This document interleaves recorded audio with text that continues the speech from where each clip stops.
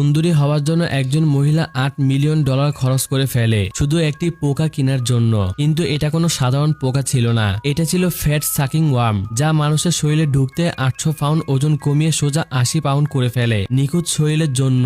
জন এই ওজন কমানো ক্লিনিকে আসে। ডাক্তারের কথা শুনে জনের চোখে জলকানি আসে। সে কাছে গিয়ে ট্যাঙ্কে সাঁতার কাটা সেই পোকাটিকে দেখতে লাগে, সবার গায়ে কাটা দেয়, কিন্তু ডাক্তার বোঝায় এই পোকাগুলো মানুষের জন্য পুরোপুরি নিরাপদ। এই কথা শুনে ওজন কমাতে আসা লোকেরা টাকা বের করতে থাকে এবং একটি একটি করে পোকা কিনতে থাকে, কিন্তু জনের মন সায় দেয় না এবং সে ক্লিনিক থেকে বাইরে বেরিয়ে যায়। কয়েকদিন পর জন একটি ফুড স্টলে বসেছিল, তখন তার সামনে একটা চিকন মেয়ে আসে। জন অবাক হয়ে যায়, এটা তো সেই মেয়েটা যাকে সে ক্লিনিকে দেখেছিল। তখন এলির ওজন ছিল 800 পাউন্ড আর এখন সে খুবই পাতলা হয়ে গেছে। সেই সময় এলি জানায় ক্লিনিকে এখন প্রমোশন চলছে, বিনামূল্যে চিকিৎসার জন্য স্বেচ্ছাসেবক দরকার। জন বার্গারে একটি বড় কামড় দেয় এবং মারাত্মক সিদ্ধান্ত নেয়। কয়েকদিন পর সে আবার ক্লিনিকে ফিরে আসে। এবার সেখানে লাইভ স্ট্রিমিং চলছিল পৃথিবীর লোকদের পুরো ওজন কমানোর প্রক্রিয়া দেখানোর জন্য।